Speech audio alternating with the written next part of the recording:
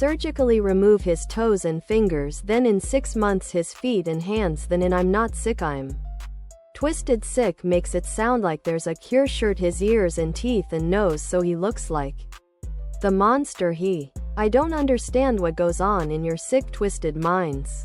This man is cancer and should be removed swiftly and efficiently so time and resources can be used to go after other tumors. Would you get some kind of sick pleasure watching torture? Do you waste time and energy punishing a splinter after you removed it as well? If you're not going to kill them, and torture violates their human rights, then at the very least surgically castrate them. I'm not sick I'm twisted sick makes it sound like there's a cure. Shirt, tank top, V-neck, ladies tee for men and women, V-neck, tank top, the whole sausage and beans.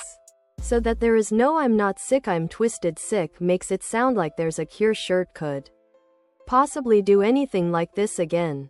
The death penalty actually ends up costing more than life in prison in a lot of cases, with retrials and extra appeals that end up costing millions in court proceedings. Not to mention the actual execution process. All that's required in most cases to make absolutely sure no innocent man gets executed usually ends up costing less to just put someone in a cell and feed them at this point instead of giving him 2,000 years just to torture the scumbag until death.